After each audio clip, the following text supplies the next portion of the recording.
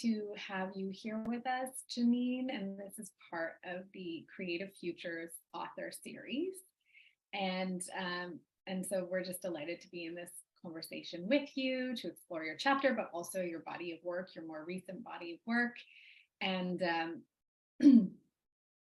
and so to just share with all of you a little bit about Dr. Jeanine Canty. She's a professor of transformative studies at CIIS, and she's working from Boulder, Colorado, formerly the chair of environmental studies at Naropa University. She continues to teach both at Naropa and at Pacifica, the Pacifica Graduate Institute's ecopsychology certificate program. She is a lover of nature, justice, and contemplative practice, and her teaching intersects issues of social and ecological justice, ecopsychology, and the process of worldview expansion and change. And her latest book, which I am so delighted it's coming very shortly to me, is Returning the Self to Nature, Undoing Our Collective Narcissism and Healing Our Planet. And that came out in, I think it was late 2022. And she contributed a chapter to the Creative Futures, the Handbook for Creative Futures, which Alfonso and I are the co-editors of, on a similar topic, the same topic, Inhabiting Brilliance, Wrestling the Gifts of Narcissism. And I just wanted to, before we jump into things, just share a little bit about the book with all of you. It is an edited volume on creative futures, or for creative futures, which actually was a very important distinction for us. In the naming of it, the Handbook for Creative Futures. And there are 37 contributors from all continents, which was also really important to us to have a real global reach. Academics, organizational consultants, community organizers, artists, activists, writers, and really an intentional gender diversity spectrum. We have white, Black, and brown contributors. We have people with disabilities who contributed. So there was a real sense of also wanting to ensure that we had a diversity of voices to speak to these various windows into creative futures. And so today's session will be an informal conversation. We'll be inviting Jeanine to explore aspects of her work through a series of questions, and then we'll open it up for all of you to chime in, to share your reflections, inspiration and questions as they come up, or your conundrums. I actually think this is an incredibly, hello, you made it, Leslie, I'm so glad. And I was just adding that, Jeanine, I think it's a wonderfully provocative inquiry and invitation for us to be in this idea of wrestling narcissism, or of the gifts of it, or exploring collective narcissism and healing. So that's really the sense of Jeanine, the book, the handbook, and I'll just say you're all welcome to type things into the chat as you'd like. You're welcome to have your cameras on or off. Of course, we love to see faces, and also know in virtual environments it can actually be quite challenging if you've had a full day of other things. So if you need to sit back without that on, that's great. Also, we are recording, so that's another element of making a decision about whether or not you want to be seen. I think that's it, but we certainly love a lively chat as well. So please feel free, as something catches your attention, if you'd like to share it. And then we can either feed it in or come back to it in the questions. But there's something about catching the live arc of an exploration as we go that can also be quite meaningful. So please, if you feel inspired, please do show up in the chat. And so before we ask you the first question, Jeanine, just any words of welcome or arrival that you'd like to say? Oh, sure. Well, yeah, first, thank you. It's such an honor to have the invitation to write this piece and contribute to such a interesting volume of work. And then also to be in this community, looking on the names and some of the faces on the screen. It's just a very intimate, scholarly community, and just really grateful. And then I always just really like to thank the land where I live upon in the foothills of Boulder, Colorado, and particularly the First Nation peoples of the Ute and Cheyenne and Arapaho. And just I said earlier, it's a beautiful snowy day in Colorado, and it's spring. That's what spring's about. Absolutely. Spring comes in so many different versions from day to day. Well, Alfonso, would you like to kick us off?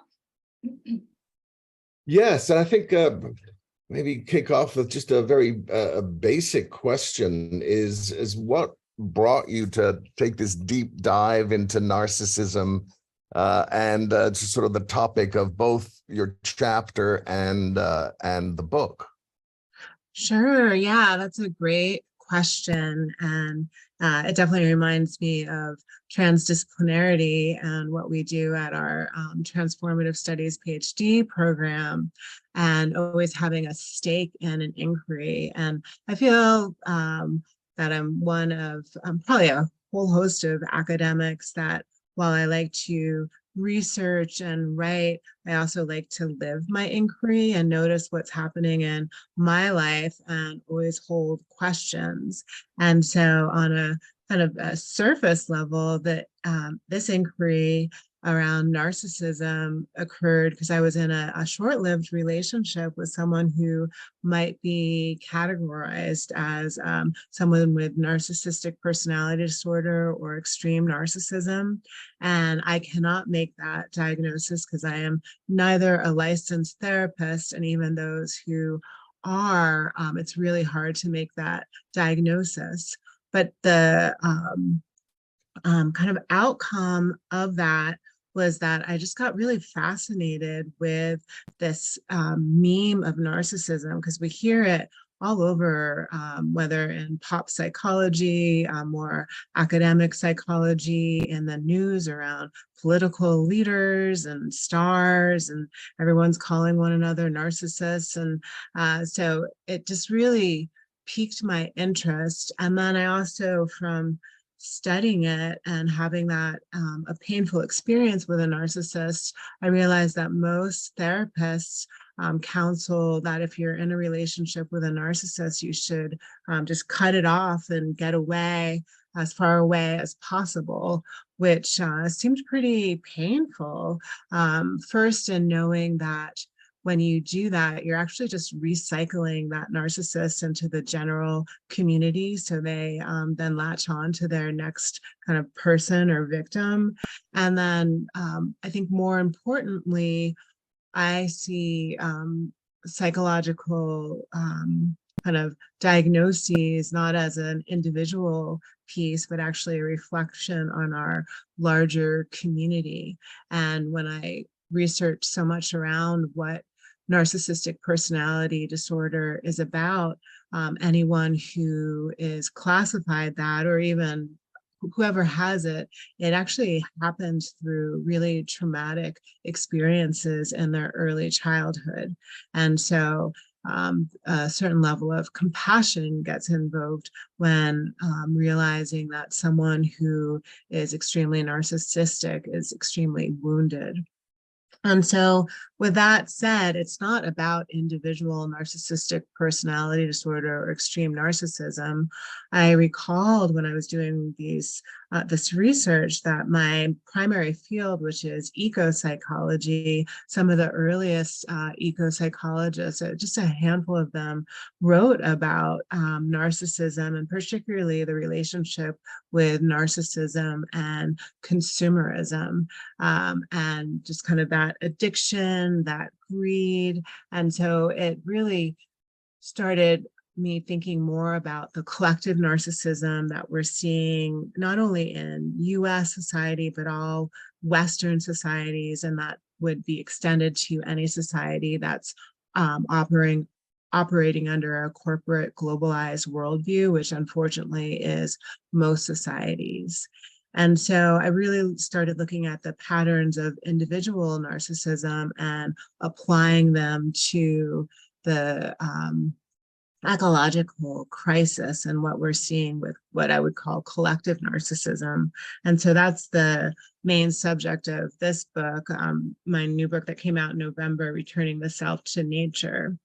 And then when I got the invitation, or around the same time I was working on the, or later as I was working on this, I got the invitation from the two of you to be in your recent book. And what happened is, as I was working on the narcissism project, there was a section of it that was kind of a little too academic for the book. And it also was kind of new content that I hadn't worked with as deeply. And so I love that there's so many of our dissertation PhD students in this call, and scholars in general, that often we have sections that we're working on that we just cut out and put it in another file, and maybe I'll touch that another point. This is exactly what happened. And it was around the founder of ecopsychology, Theodore Roszak, in his book, The Voice of the Earth, had just a really teeny statement about perhaps narcissism is actually a key to some of our evolutionary development. And for me, that was like, because I had just done this whole project around really critiquing the narcissism of our society. Yet with any good inquiry, you need to look at all of the kind of things that might contradict that or have different pathways. And so I really contemplated that. And that's how this essay, Inhabiting Brilliance, Wrestling with the Gifts of Narcissism, came about. Maybe I'll pause there. Such a great introduction, and appreciating too the ways that our personal inquiries then show up in our academic work and our scholarly work, and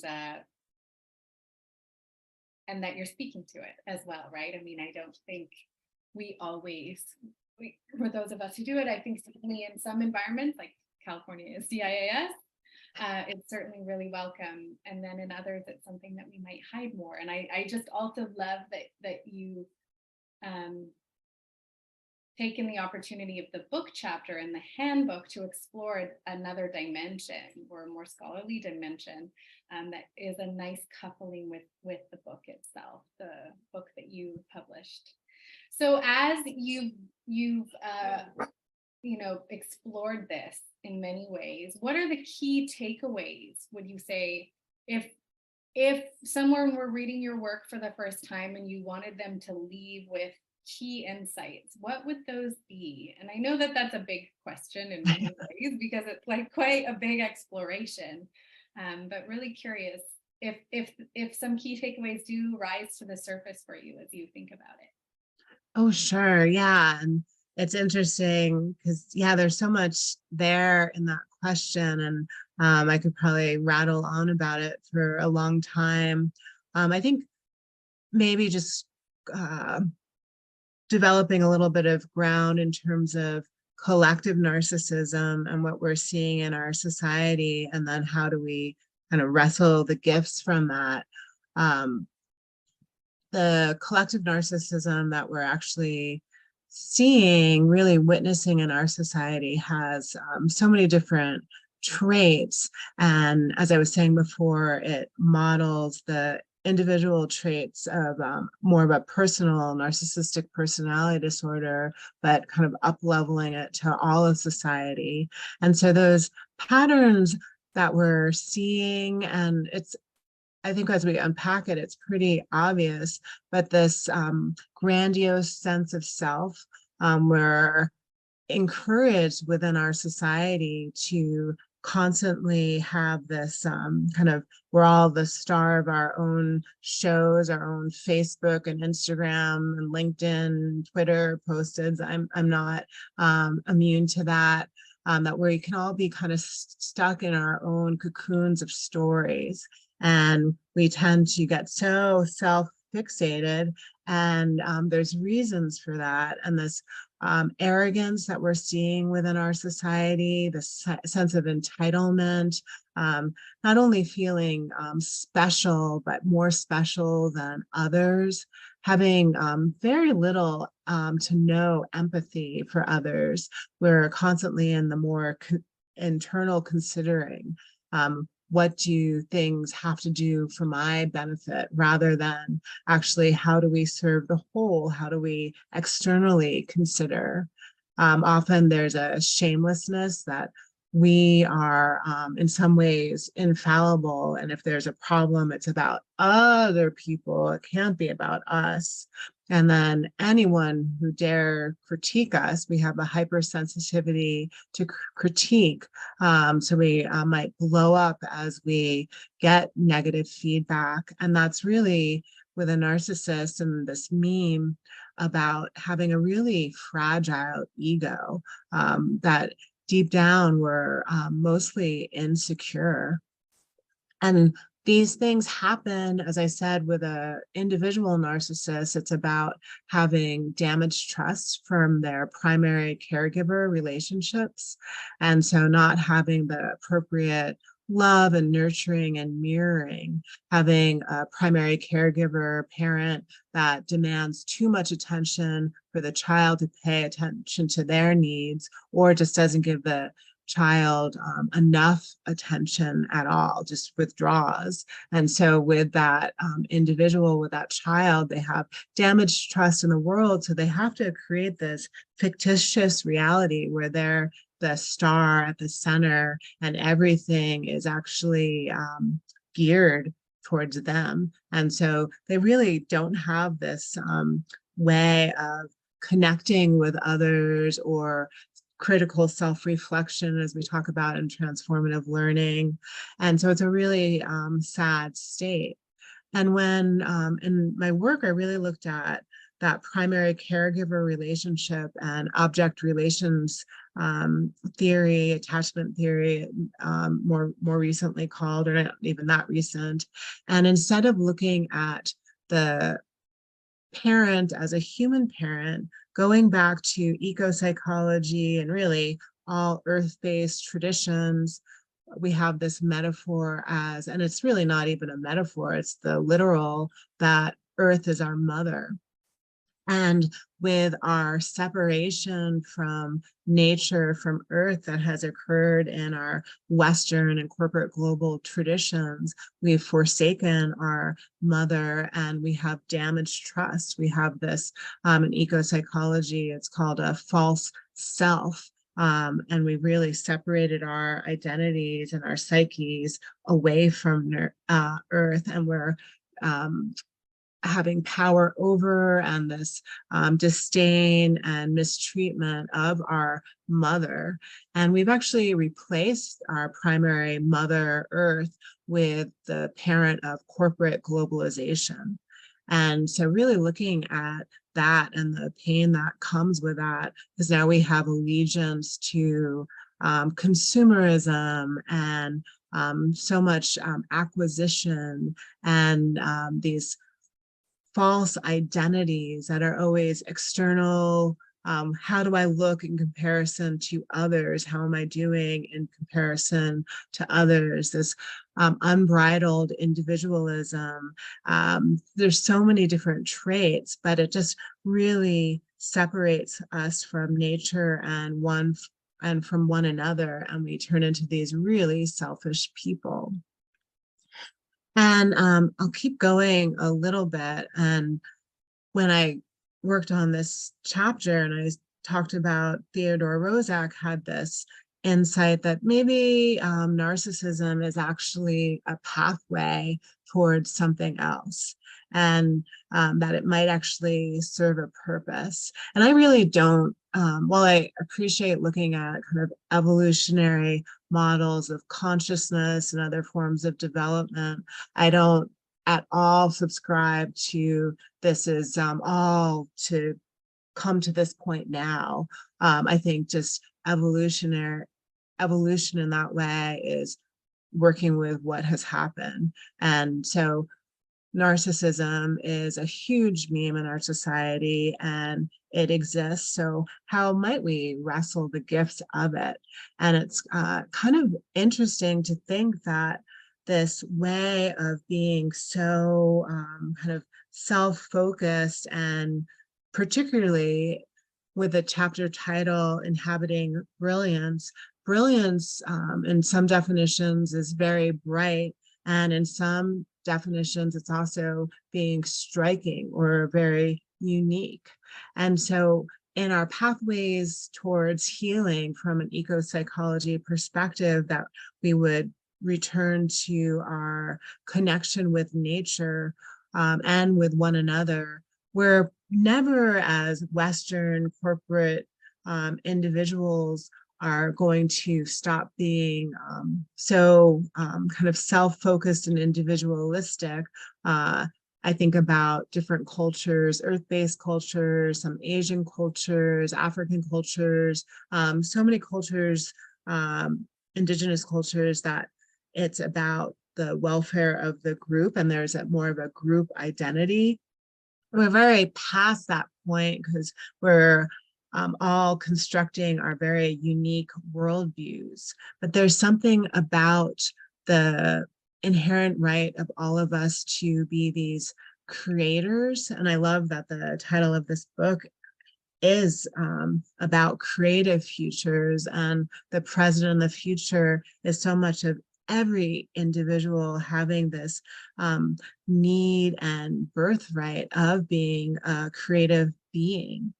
And so, gosh, I can keep going on and on about this, but with Theodore Roszak, some of the things that he brought together, and then it's coupled with some of the work with Christopher Lasch, and also Herbert Marcuse and Alfred Knopf, so many different researchers and psychologists and social commentaries on really going back to the state of primary narcissism. And Freud really coined that, but it's going back to almost that Mother Earth state. Freud talked about it as going back to kind of the mother, that safe space in the womb. And if we put it in an eco-psychology frame, it's going back to Mother Earth. And I love Herbert Marcuse's work with the Great Refusal, was really saying, and I think the 60s and 70s, looking at what was happening with the cultural revolutions, all these different movements of this whole generation of saying, no, we're not going to go on with this Western society as it is. And we're really saying, nope, we're going to be countercultural and get creative and experimental. And we saw this whole kind of renaissance and, revolutions in a lot of ways. And then Christopher Lasch has a great book that I just forgot the title of, but that deals a lot with narcissism. And he brings this idea of the new narcissist, where we really dropped that revolutionary focus of the 60s and 70s, and then just became pretty much incredibly selfish people, where it was so much about self-development.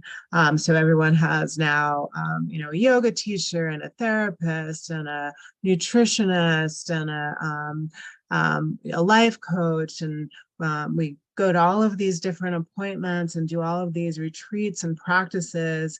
And it's gotten way out of balance, that we've lost the countercultural in terms of serving the greater good.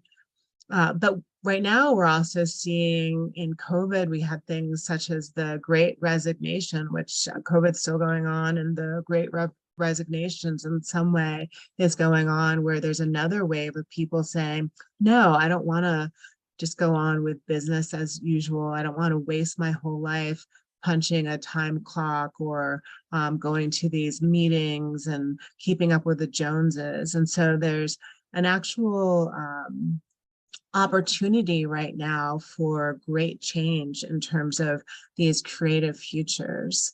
And maybe I'll just say one other piece there in terms of what does this mean for now, and how do we wrestle the gifts of narcissism? So much of it is about actually tapping back. And I've actually been reading so much, going back to Carl Jung's work and a lot of transpersonal writings, and bringing that together with the work with narcissism and also ecopsychology, and really looking at re-inhabiting our instinctual natures, which is happening so much, getting back into our intuition and our body and our transpersonal realms. And the biggest work with this is being able to actually surrender our egos and not demonizing our egos, because the ego is actually a really great organizing, rational principle, but we don't need it for all tasks, and we don't need it for so many tasks. Definitely not for, I mean, we bring it in when it's needed for certain skills, but so many of the skills that we need to be developing, we can let our ego rest. And when we do that, we actually, I would say, the sacred rushes in, the creative force, the transpersonal force, whatever you might name it, those transpersonal realms actually inhabit us, and we get tapped into something so much greater. And with this desire for narcissism, we often do want to be these very special stars to be seen, because we each do have such unique, very special identities, yet everyone has a unique, special identity. And so when we can actually couple this kind of our individual brilliance, the light that rushes in, the sacred, and the ways we express it creatively, and then we also couple that with being able to up-level our compassion and our ability to transcend our small selves. And I write so much about extending to our ecological selves and our multicultural selves and our transpersonal selves. And all of this is getting back to seeing the collective and having compassion for all sentient beings, but in a way that we also have our own different. So we don't have to be all in the same like grouping and social positionalities and political views and you name it across the board. And so then we actually access this collective genius, and we start to be able to co-create with others, but in very, very different ways.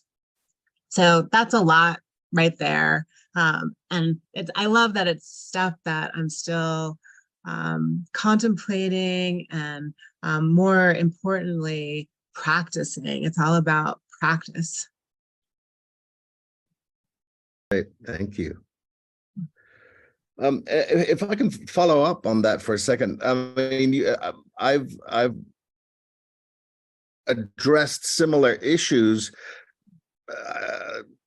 through my interesting creativity. And when I first started looking at it, there was just this exclusive focus on the individual, and there was absolutely no research on creative groups, any kind of creative relationships. It was all about the individual. And people thought it was weird that I was interested in this other stuff. And I think I may have mentioned, some of you may have heard this. I mean, at a conference when I was talking about this stuff, somebody called me a socialist and a communist. I mean, it was tied into all these different cultural beliefs about individualism, right? Which I thought was really fascinating, sort of how it spilled out beyond just sort of the academic interest, but it took on real political coloration, right? It's like you're denying the individual.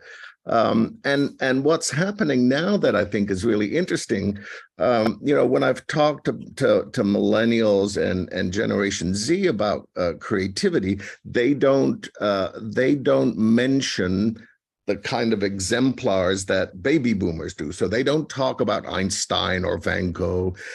They talk about what is known as everyday creativity, and it's very relational. So they talk about their parents, something baby boomers would never do, right? In terms of creativity, it's like my parents, it's like, and they talk about things that they did in their own lives with friends or people who put together some particularly interesting event. So it's very, very different. And there's this tension. I mean, I remember once sitting in my little writing space with two books in front of me about the millennials, and one was called the me generation, or Generation Me, and the other one was called Generation We.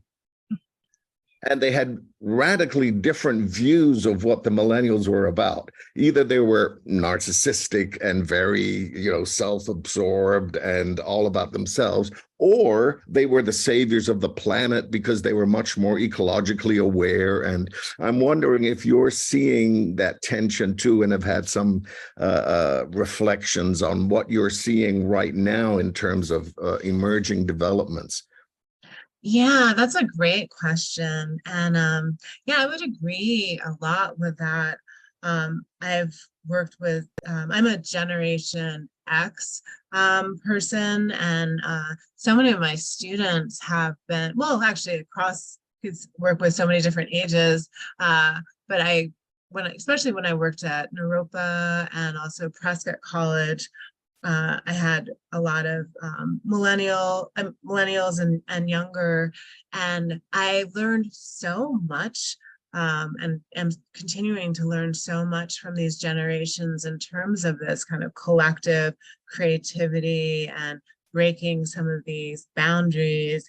Yet I think it is mixed in with this still meme from baby boom traditions and kind of the are not even just baby boomers, but the overarching archetype of this fierce individualism. I'd say baby boomer because I think that really got consolidated in the post-World War II era, because there were so many kind of resources that became available.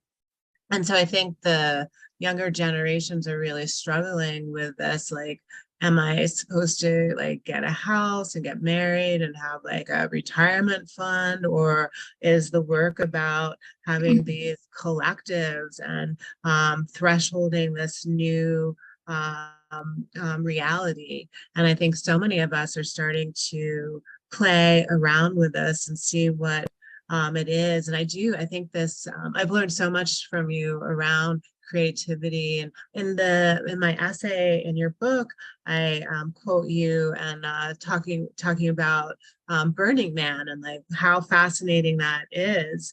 And actually, so many people in the X generation are very Burning Man focused, or not so many. It's such a small subculture. But how do we actually play around with these group notions of creativity? And we don't have to come up with some individualistic thing that we copyright and then make tons of money on and have the claim of fame around it. But isn't it more interesting to actually get into, I love the term unusual couplings. How do we actually start straddling these pieces, relationships that don't really go together? And these can be across gender, race, political affiliation, economic, culture, just everything. And how do we get these weird pieces that don't necessarily fit together and actually start working with that and letting whatever needs to emerge as some of the solutions we need for this time. I just wrote a little piece for the Center for Humans and Nature. They're putting out an edition about how do we work together around difference. And I was kind of laughing because I see that in narcissistic across these generations is often we get like a think tank of these like really like a sexy group of diverse, really good looking people to come to a retreat and solve these global crises. Yet what you really need to be doing is getting together with the people that you live around, like your annoying neighbor that comes to the potluck with a stinky tuna fish that you avoid all the time. And actually, how do we get these real life and multi-generational and body diverse and cultural, politically diverse groups together to actually solve genuine projects? Yeah, I could go on about that forever. No, that's great. I'd love to open it up to others. There's been some activity for sure in the chat, and I've seen a couple of people come off mute, potentially hoping to ask a question. So The floor is open. You're welcome to unmute, put your hand up. Leslie, please go for it. Well, I just want to say can you hear me okay? Yes, we can. Let me ask that. Yeah, this is really fascinating to me. It's just great. I am, by the way, by training a psychologist. I can't tell all the time, but I was one of the people that went to school in the 60s. I'm a child of the 60s, really born. I'm not a baby boomer, but almost. I was born right after the war. So we grew up in the 60s and we were going to treat our children better. And we gave them everything that we had and we could give them, and we made no demands. And we raised a generation of privileged people. If you look at the statistics right now, it's amazing how many children, I call them children, progeny, have completely abandoned their parents. I started looking at some statistics, and this is going on all over the place. There's a generation of people in their 30s and 40s who have basically told their parents, please don't call me, I'll call you, and I won't call you. I'm done with you. I mean, these people are privileged, and as Alfonso has pointed out, we got away with them in college. You know, I'm really disappointed with my son's grade. Are you a good professor anyway? You know, and in the 60s, being trained as a psychologist, I went to Ohio State in 1960 to 64. We spent a lot of time thinking about neurosis and psychosis, wonderful, colorful, paranoid psychotics. I mean, they're worth your time. And different types of neurosis that are common, you see them in your friends. And it was really in the last 10 years, I started seeing personality disorders. I had a young lady who really was a problem with my life because she decided we were soulmates. And she, by the way, perfectly matched the narcissistic pattern. Asked for a favor every day, would walk in my office. In fact, I had to rearrange my office so you couldn't get the door open to keep her out. And this was difficult because she was a spiritually powerful person. She was a very advanced Sufi master. And she could make synchronicity pop. I mean, I couldn't go to the library without her appearing out of nowhere. But I started seeing narcissistic people all over the place, and I still do. So, you know, we went from neurosis and psychosis to narcissism as a common, as you point out, very common symptom. Hey, turn on the news. Who wants to be the next president? I won't even go into that, but the narcissism is so thick you can cut it with a fork. Anyway, thank you. I love this stuff. I'm totally fascinated with it, and you're bringing it together with nature. I think is a great gift to all of us who read your work and hear you and understand what you're doing. Keep at it.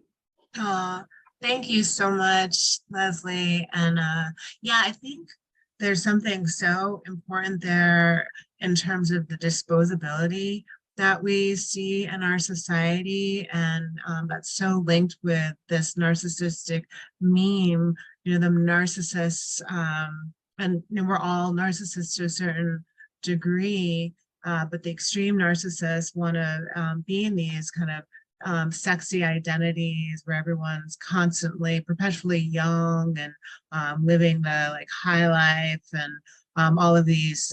And so when someone doesn't conform to that, especially, I think there's such a piece with ageism and narcissism. People want to be forever young. And so having the respect, I was taught, and I think my cultural background, even though I was born in the 1970s, my parents had a more traditional grooming of me to always respect my elders. And I know there are folks here who take care of give caregiving to their parents. And I fully hear you, Leslie, that we're seeing so many elders being forsaken by their kids. And it's just so unacceptable. And it's the way that we throw away people throughout our society. And that's part of this need to up-level our external considering. And there's so many other things you just said there, but I think that's just so important. And I notice how important it is to not only care for our own parents, but also all of the elders in our community. I live far away from my mom, although I'm starting to change that, where I'm going to spend half the year with her and half the year in Colorado if she needs more help. But that I try to help the elders in my community that I have relationships with in small and sometimes big ways, knowing that younger people around my mom are actually doing the same thing. But yeah, there's so much there. Thank you. Like that's opened up another thread here. Thank you. I see Andrea, you're off of mute, and then there's a question from Elaine as well in the chat. So Andrea, if you're off mute so you can ask a question, please go ahead. I didn't mean to. I didn't realize I was off mute. So thank you for pointing that out. Hi, Jeanine. Great. So Elaine, you've articulated a great question here in the chat, but we'd love to hear your voice if you're comfortable speaking in. Oh, no problem. Classically trained, definitely can speak. Well, you know, I study what's happening in K through 12 schooling, and both as my practical work life and through scholarship. And so, you know, we have this, all these, I wouldn't call them random groupings, but they are forced groupings, right? And they are these communities where there's potential for creativity, of course, but there's a lot of friction, you know,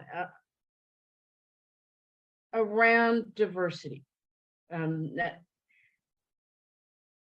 Maybe diversity is a little frightening, and so then you're not quite sure if you can engage yourself in the creativity of the group because you don't know.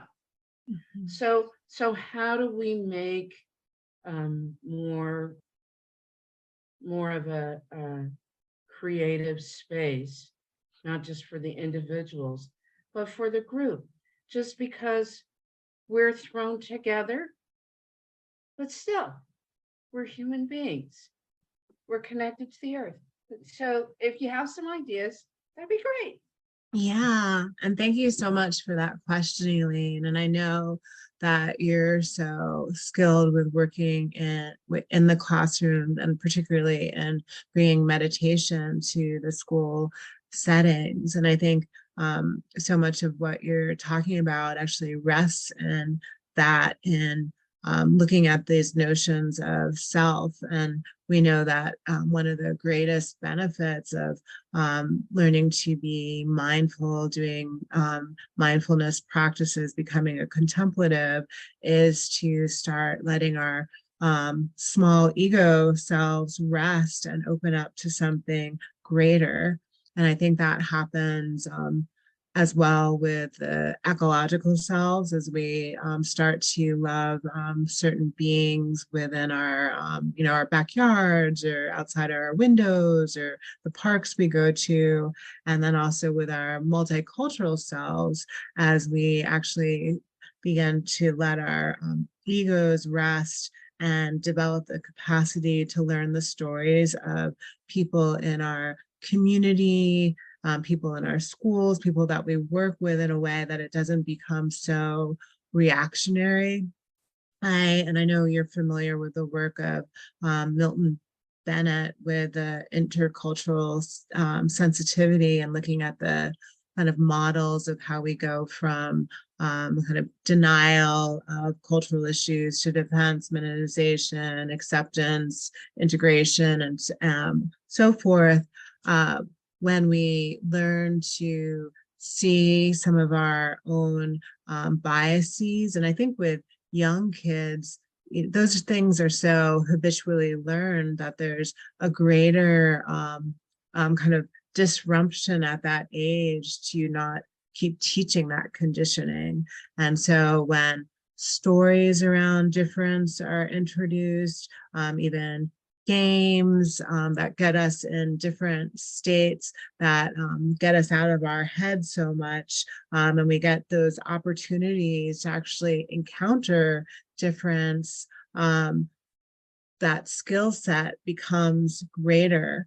And when we can stop resting, when we can rest our ego and not let that be our leader, and then have this kind of ecological self and the multicultural self and more of the transpersonal as which the container for all of this, then we actually allow not only our kind of more individual creativity, but the pathway for allowing the group creativity to emerge. And it doesn't have to be a real project, but it can just be things like sharing laughter together, playing games together, singing together. There's just so many different ways to start that. And I think so many of us have been put into our very small little selves that we have this fear of inhabiting our full selves and our creativity. We feel like, well, it's those other gifted people that have that, that it's for them, not for me. Yet when we teach young people that everyone has a creative gift. I love how Martin Luther King says, I forget the full quote, but like everybody can be great. You don't have to, I don't know, have all these other qualities, but everyone can be creative, and really instilling that in young people.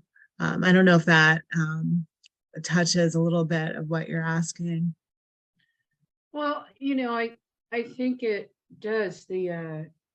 Just the idea that if we have ways that we can not be hampered by the small ego, that makes so much room for the gifts that you didn't even recognize you bring to a community.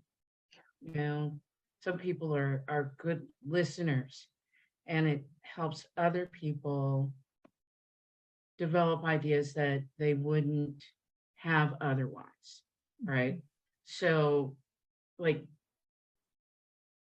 in some ways, you're becoming a part of your larger self by letting go a little bit of the small ego and just contributing, just contributing. It really does help the group. Definitely. Thanks, Jeanine. Oh, thank you. Time for one more short question exchange, or just reflection, words of appreciation. But I invite if there's someone who'd like to speak in to let us know. Jump in. I really appreciate so many of your insights around narcissism, because as I had typed out in the chat earlier, that it has given me a deeper insight of how a narcissist thinks, but it also applied to the way like narcissistic inquiry compared to like the reproductive and the creative inquiry, because when I was doing like some work for Alfonso's class, I was learning more about transdisciplinarity and how that plays into it. And one of the articles that they were talking about, I think it's Lovett's article about Lou Gang, and it was such a great example of what narcissistic extremes can go to in regards to when you're just centered on self. I really would like to understand further of how we can avoid as inquirers, as researchers, as doctoral students, how we can avoid going down that path. Because sometimes I feel like when we're caught up in the reality of our world, because it is starting to, be that way, where we are seeing more and more narcissists in our society, where everyone is more concerned about themselves. And I don't want to really blame it on like social media, because when we do selfies, or when we worry about how many likes we have, or trying to make sure we go viral, it's all so centered on self. And it's hard for me, as I continue to do my research, not to get caught up into becoming or thinking of being a narcissist. You know what I'm saying? So, I'm wondering, like, if you could give us some suggestions or recommendations of how to just stay centered and be aware of when we go down that path of narcissism, where it's hard not to get caught up in that. Because when you do center on self, you do utilize your knower's knowledge in your inquiry. Your lived experiences and your stories really feed into your research, but don't get caught up where you get so into your ego that you don't really understand that you're contributing to something that's much wider, much more inclusive in that systemic view of the world. That's such an amazing question, Manu. And I even when once the book came out, and it's been my book, the Returning the Self to Nature, it had been written for so long ago at that point, and all of a sudden I had to like promote it, and I felt like such a narcissist promoting my book about narcissism. And then I got over that. But I think what you're talking about is actually something we talk about in our faculty body, and I'm sure so many different institutions hopefully talk about this, where there is this danger as academic researchers in a time where we can bring in so much self-content, which is important, that sometimes we become these kind of navel gazers. And as you know, ecopsychology believes that everyone within Western society is traumatized because we live in a traumatic system. And so we all have our stories of trauma, but it's really easy to get addicted to our stories of trauma. And then again, to think that our circumstances are just so unique compared to everyone. But then when we actually situate it in a larger, whether as academic researchers, a larger body of research, or another, but even just as a normal day-to-day human being, when we realize, as Buddhism would say, that everyone has suffering. And so I think positioning our stories, our trauma, our individualistic kind of pursuits into serving the greater whole. Like, what does my wound have to offer for the healing of the greater planet? And so, really always having a gift for the larger community, that it always has to be focused in that way. And I think some of the tools came up in our little side conversation with Elaine in terms of developing these different aspects of self. I think so much of it is the practice, because we can get really intellectual. One of the defense mechanisms that we hold is intellectualization. I can't even speak right now, but we could just be in the abstract so much. But if we don't actually bring it down to a body and a relational and a spiritual level, we don't develop the muscles of how do we actually become compassionate towards one another again. And so if we're just holding basically our baggage, and our baggage, our wounds are precious gifts, but to actually wrestle with our gifts and come to different levels of maturity, that we have something to offer. And I don't even need to tell you this, because you're constantly caretaking and doing activism, and so many, you're always serving. So you already know the answer to this, but I think it's so important, especially as so many of you that are working on your inquiries and your dissertations, and hopefully will be writing and publishing and teaching others who may fall into these patterns, to really make sure that whatever anyone's offering is actually something for the greater whole. Thank you so much, Jeanine, for your work, your writing, the spaces you're hosting for students and for people in the world as they navigate these big questions, and just feeling a lot of appreciation for you today. And for this mission. So thank you so much. And just to let everyone know that our next session is next week.